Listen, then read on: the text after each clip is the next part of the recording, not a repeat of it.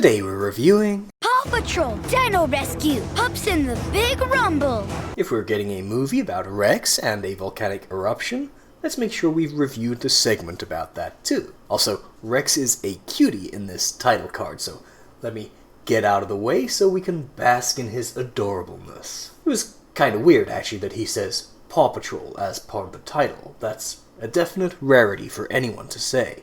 And this is a Rosenberg script.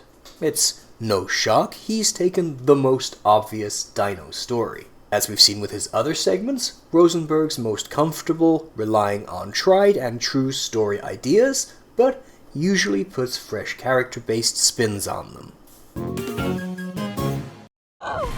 What was that sound? The idea that dogs act like kids, but dinosaurs act like dogs, is a fun one. We've seen enough of Timmy to know he's going to behave this way in the movie, but it was already here in the show. Also, generally, the characters look extra cute when scared or worried, so this is a very adorable Rex. Oh, that sounds dangerous. See? Look at crazy adorable Martin and Dexter. Such little sweetie pop pups. Wow, that volcano just won't stop. These two stars of the upcoming movie actually interact very little during the subseries, so it's great when we have these perfect little moments.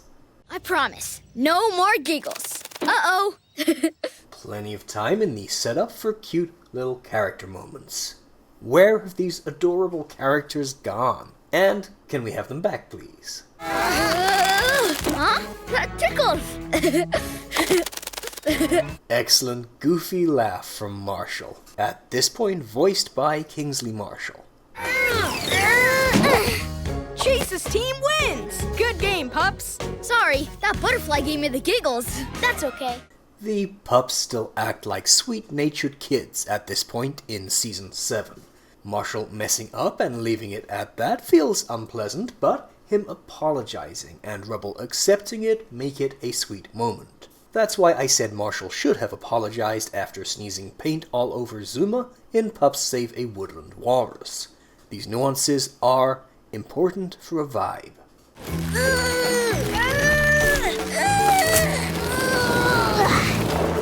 That the game is paralleled by Rex also playing tug of war is cute, with a terrible sense of balance with the teams. But of course that is the joke, and it's not over-explained. Rubble, we have to get out of here. I really like how Marshall looks and gets animated right here. Why is the volcano smoking? Well, the smoke sim specialist has been called in again, and is doing good work here too. I wonder if there'll be conspicuous extra smoke work again as they get their money's worth. Oh, well, there was a nice little smoke sim there, but you can't do much to elevate those good old water elements and the basic lump of lava. This point belongs in the negatives, but it's staying here for relevance. Attention all dinos! You need to get out of here! I do enjoy a bossy Chase with a clear Canadian accent. And it feels better when he's bossing about herd animals rather than humans. Or pups. Come on! We gotta hurry! Especially when it just gets undercut. See, Rosenberg actually understands what makes the pups likable. Being very sweet, good-natured kids, and when they act in a way that's a little annoying, like being bossy, they get undercut. Everybody, take notes, please. Not now, buddy. Even in a loose way, there's also some connection between the game in the opening and the action. That's neat. Not sure why Chase is being so smug here, though. Hurry! Every time Rex appears, the silly and endearing way he just says roar roar roar will get a plus point from me. Roger that! On it! Totally!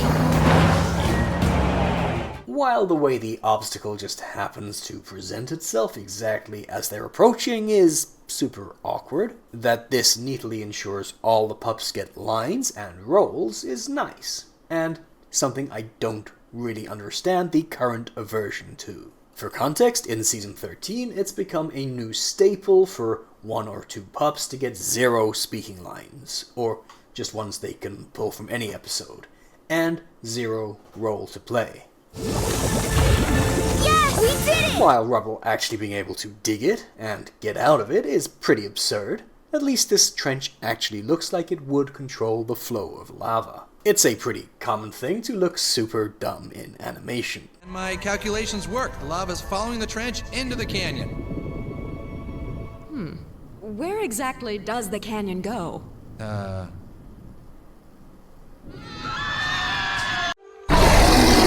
What's he saying, Rex?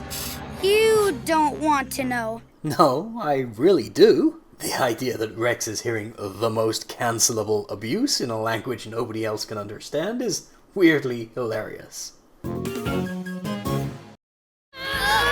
While this is very cute, and I'm definitely rooting for Team RRM here, come on, Pups, it's very clear who should be the anchor here, and the anchor goes at the back. I'm only playing. It's obviously done to make things simpler when Marshall lets go, and really the most minor of little quibbles. We should get them someplace safer straight away. During this stage of the show, the animation could often be very stiff and jerky. It's very keyframe to keyframe, and it doesn't flow nicely, especially Rex here. I'll talk more about the Turbot relatives' designs when I cover their debuts, but in short, I'm not sad the movie's new continuity looks like it's Thanos snapping them. Volcano is about to erupt and a herd of dinosaurs are nearby.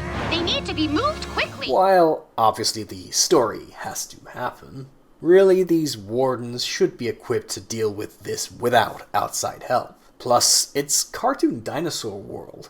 You must be getting volcanic eruptions all the time. Ryder, I don't think he can get down. Absurdly adorable pleading expression notwithstanding, this is a bit of an annoying extra complication. I think it could have been added to their issues in a bit less of a clunky way. Driving this thing towards the running pups, especially when one is very accident prone, makes me nervous. Even assuming Robodog has superhuman, super canine skills controlling it. That thing must have horrific forward field of view. Whoa! Now that's what I call going on a long trip. Probably the laziest ever dialogue for a Wipeout pun. That could have been said after any of his innumerable trips. Even Kingsley Marshall sounded a bit unenthused with that whoa. Whoa! At least these three look absolutely super cute right here. Oh, I recognize my own difficulties knowing how much to animate Zuma's ears flapping there. Hi, Pups! That was lazily animated too.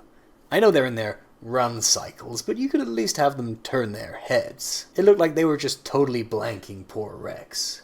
What did he do wrong? It's not good. Did you know this is the dino's favorite place to eat? Phrasing that like a fun fact is a bit annoying. This just became a life or death situation, so that felt a bit shoehorned in. Dig, dig!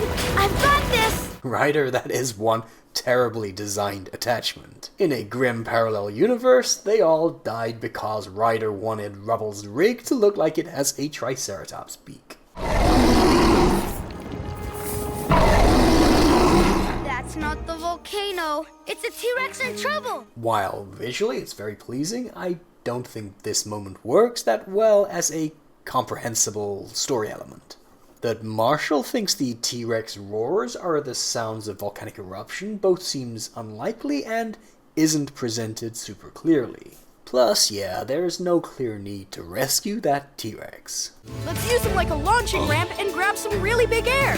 Wait, you mean we're gonna jump over the trench? Yep, Robodog, hit it! Those are clearly the eyes of a psychopath. No, but Ryder's total confidence in this dumb plan is a bit annoying and makes me want to see it go wrong. Though, of course, Rex and Robodog would still save the day, naturally.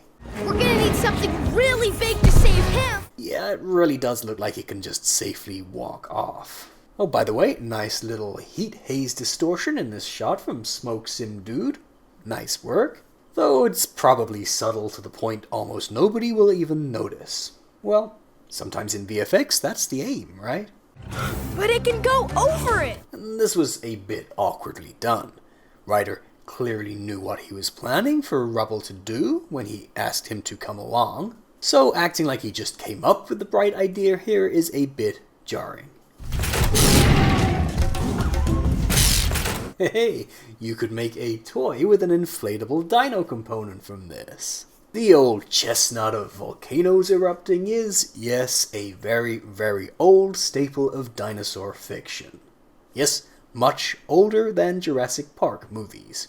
And the Pups have dealt with volcanoes multiple times even before this segment. But if you want a writer to give us a solid story based on very familiar ideas, that's where Rosenberg delivers.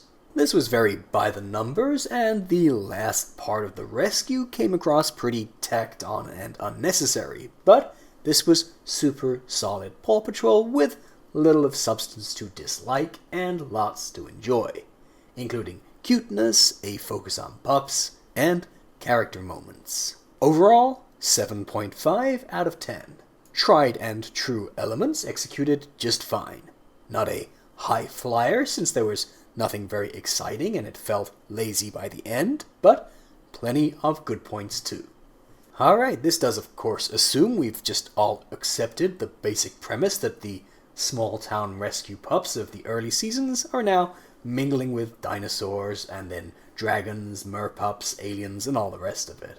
By season 7, that's just what PAW Patrol is. And hey, the movies jumped straight to superheroes by number 2.